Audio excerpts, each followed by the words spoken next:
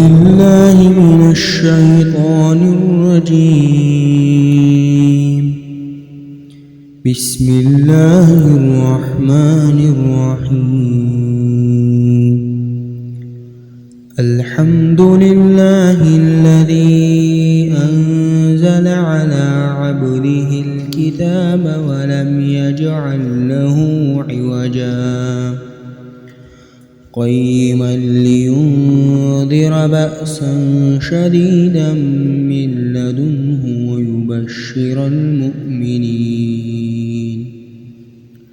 ويبشر المؤمنين الذين يعملون الصالحات أن لهم أجرا حسنا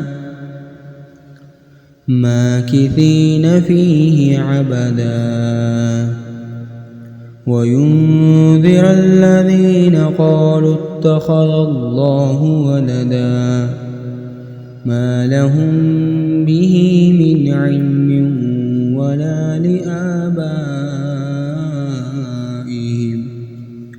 كبرت كلمة تخرج من أفواههم إن يقولون إلا كذبا فلعلك باخع نفسك على آثارهم إن لم يؤمنوا بهذا الحديث أسفا إنا جعلنا ما على الأرض زينة لها لنبلوهم أيهم أحسن عملا وإنا لجاعلون ما عليها صعيدا جرزا أم حسبت أن أصحاب الكهف والرقيم كانوا من آياتنا عجبا إذ أوى الفتية إلى الكهف فقالوا ربنا آتنا من لدنك رحمة وهيئ لنا من أمرنا رشدا فضربنا على آذانهم في الكهف سنين عددا ثم بعثناهم لنعلم أي الحزبين أحصى لما لبثوا أمدا نحن نقص عليك نبأهم بالحق إنهم فتية آمنوا بربهم وزدناهم هدى وربطنا على قلوبهم إذ قاموا فقالوا ربنا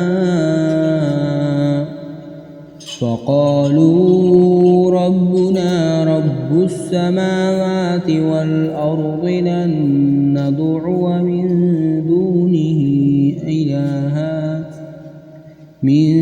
دونه إلها لقد قلنا إذا شططا هؤلاء قوم اتخذوا من دونه آلهة لولا يأتون عليهم بسلطان بين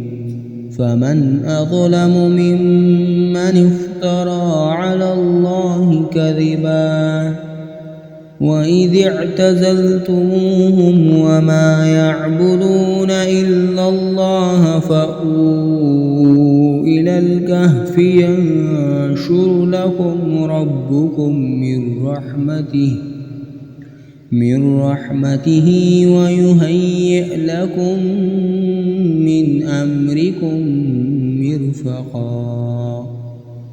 وترى الشمس إذا طلعت تزاور عن كهفهم ذات اليمين وإذا غربت تقرضهم ذات الشمال وهم في فجوة منه ذلك من آيات الله من يهد الله فهو المهتد ومن يضلل فلن تجد له وليا مرشدا وتحسبهم أيقاظا وهم رقود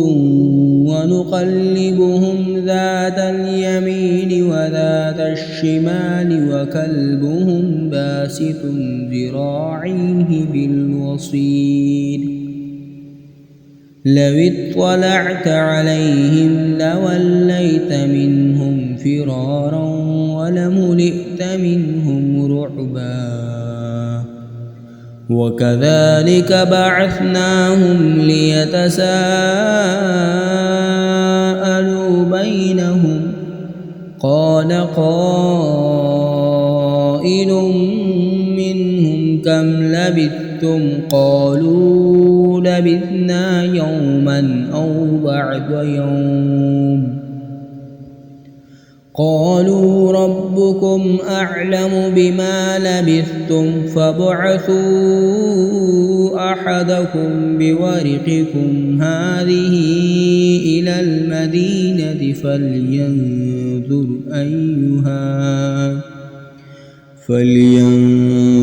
أيها أزكى طعاما فليأتكم برزق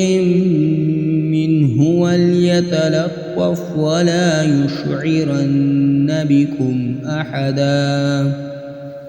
إنهم إن يظهروا عليكم يرجموكم أو يعيدوكم في ملتهم ولن تفلحوا إذا أبدا وكذلك أعثرنا عليهم ليعلموا أن وعد الله حق وأن الساعة لا ريب فيها إذ يتنازعون بينهم أمرهم فقالوا بنوا عليهم بنيانا ربهم أعلم بهم قال الذين غلبوا على أمرهم لنتخذن عليهم مسجدا سيقولون ثلاثة رابعهم كلبهم ويقولون خمسة سادسهم كلبهم رجما بالغيب ويقولون سبعة وثامنهم كلبهم قل ربي أعلم بعدتهم ما يعلمهم إلا قليل فلا تمار فيهم إلا مراء ظاهرا ولا تستفت فيهم منهم أحدا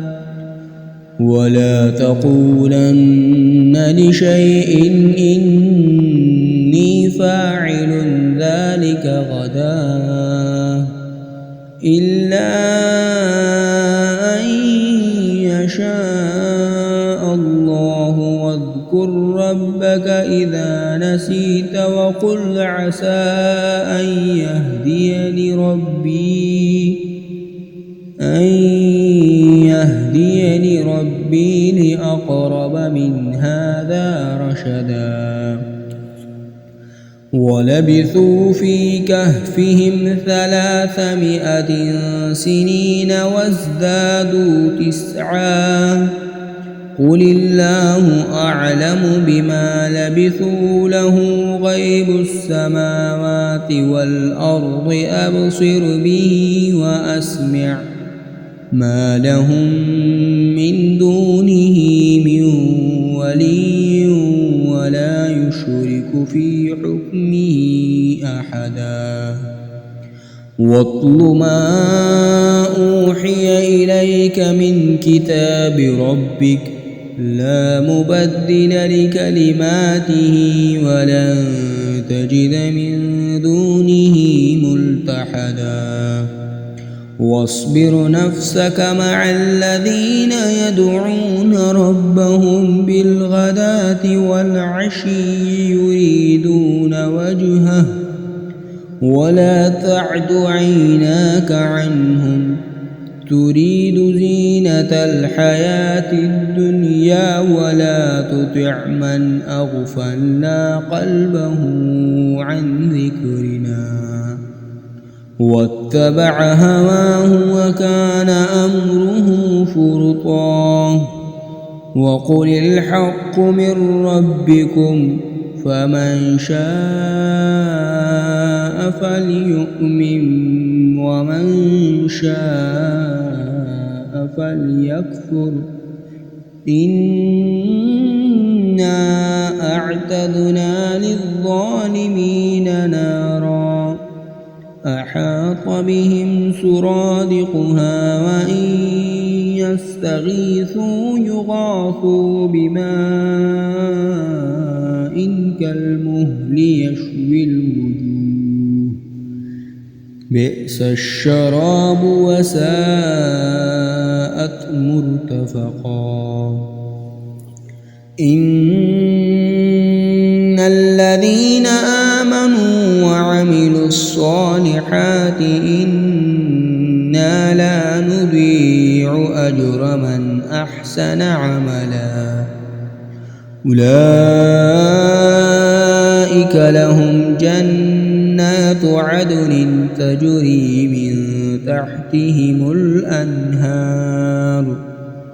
من تحتهم الأنهار يحلون فيها من أساور من ذهب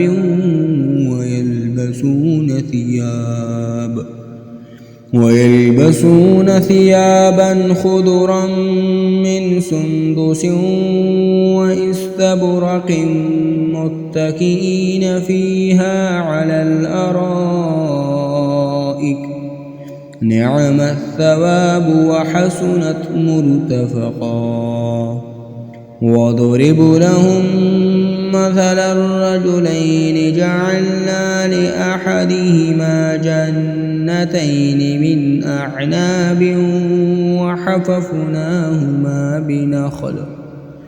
وحففناهما بنخل وجعلنا بينهما زرعا كلتا الجنتين آتت أكلها ولم تظلم منه شيئا وفجرنا خلالهما نهرا وكان له ثمر فقال لصاحبه وهو يحاوره أنا أكثر منك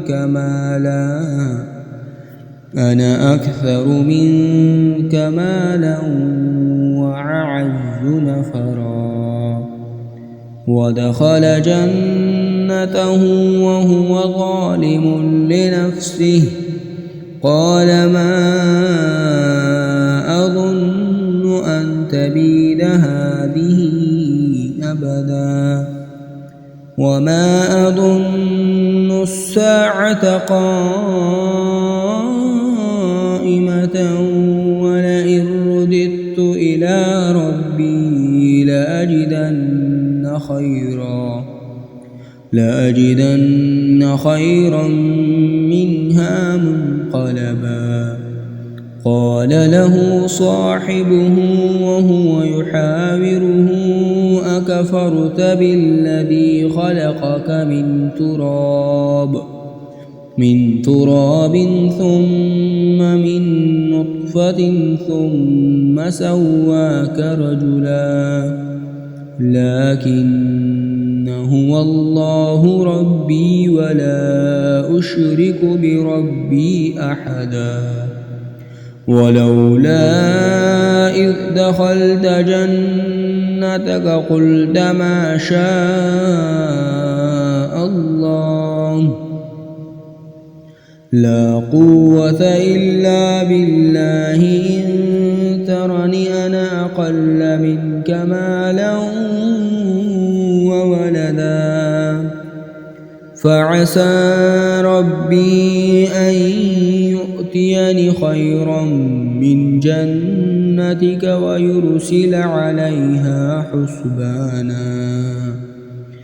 ويرسل عليها حسبانا من السماء فتصبح صعيدا زلقا أو يصبح ماؤها غورا فلن تستطيع له طلبا وأحيط بثمره فأصبح يقلب كفيه على ما أنفق فيها وهي خاوية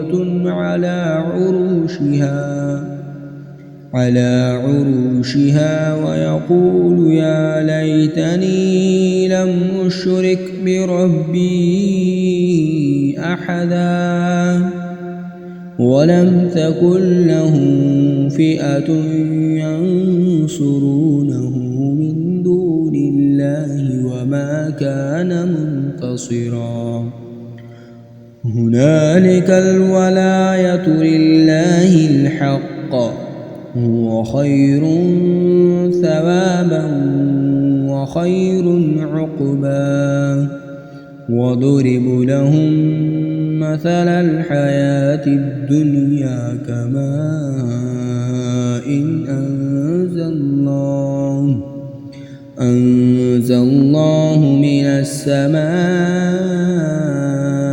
فاختلط به نبات الأرض فأصبح هشيما تذروه الرياح وكان الله على كل شيء مقتدرا المال والبنون زينة الحياة الدنيا والباقيات الصالحات خير عند ربك ثوابا وخير أملا ويوم نسير الجبال وترى الأرض بارزة وحشرناهم فلم نغادر منهم أحدا وعرضوا على ربك صفا لقد جئتمونا كما خلقناكم أول مرة بل زعمتم أن لن نجعل لكم موعدا ووضع الكتاب فترى المجرمين مشفقين مما فيه ويقولون يا ويلتنا ما لهذا الكتاب لا يغادر صغيرة ولا كبيرة إلا أحصاها ووجدوا ما عملوا حاضرا ولا يظلم ربك أحدا وإذ قلنا للملائكة اسجدوا لآدم فسجدوا إلا إبليس كان من الجن ففسق عن أمر ربه أفتتخذونه وذريته أولياء من دوني وهم لكم عدو بئس للظالمين بدلا ما أشهدتهم خلق السماوات والأرض ولا خلق أنفسهم وما كنت متخذ المضلين عددا ويوم يقول نادوا شركائي الذين زعمتم فدعوهم فلم يستجيبوا لهم وجعلنا بينهم موبقا ورأى المجرمون النار فظنوا أنهم مواقعون عاقروها ولم يجدوا عنها مصرفا ولقد صرفنا في هذا القرآن للناس من كل مثل وكان الإنسان أكثر شيء جدلا وما منع الناس أن يؤمنوا إذ جاءهم الهدى ويستغفروا ربهم إلا أن تأتيهم سنة الأولين أو يأتيهم العذاب قبلا وما نرسل المرسلين إلا مبشرين ومنذرين ويجادل الذين كفروا بالباطل ليدحضوا به الحق واتخذوا آياتي وما أنذروا هزوا ومن أظلم ممن ذكر بآيات ربه فأعرض عنها ونسي ما قدمت يداه إنا جعلنا على قلوبهم أكنة أن يفقهوه وفي آذانهم وقرا وإن تدعهم إلى الهدى فلن يهتدوا إذن أبدا وربك الغفور ذو الرحمة لو يؤاخذهم بما كسبوا لعجل لهم العذاب بل لهم موعد لن يجدوا من دونه موئلا وتلك القرى أهلكناهم لما ظلموا وجعلنا لمهلكهم موعدا وإذ قال موسى لفتاه لا أبرح حتى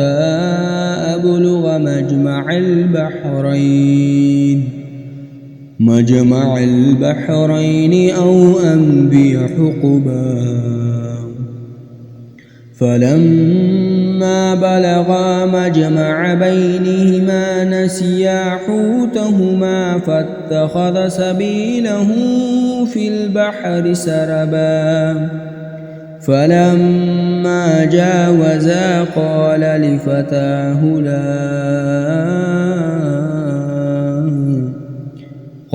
لفتاه آتنا غداءنا لقد لقينا من سفرنا هذا نصبا قال أرأيت إذ أوينا إلى الصخرة فإني نسيت الحوت وما أنسانيه إلا الشيطان أن أذكره واتخذ سبيله في البحر عجبا قال ذلك ما كنا نبغي فارتد على آثارهما قصصا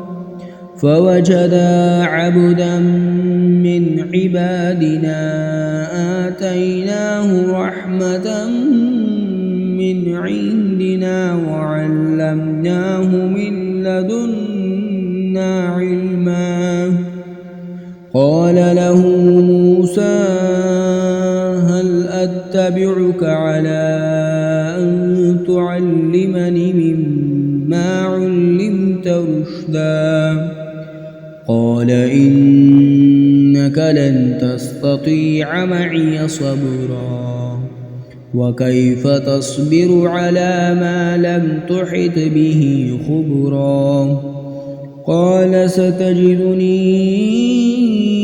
إن شاء الله صابرا ولا أعصي لك أمرا. قال فإن اتبعتني فلا تسألني عن شيء حتى أحدث لك منه ذكرا. فانطلقا حتى إذا ركبا في السفينة خرقها قال أخرقتها لتغرق أهلها لقد جئت شيئا إمرا. قال ألم أقل إنك لن تستطيع معي صبرا. قال لا تؤاخذني بما نسيت ولا ترهقني من أمري عسرا. فانطلقا حتى إذا لقيا غلاما فقتله. قال أقتلت نفسا زكية بغير نفس لقد جئت شيئا نكرا.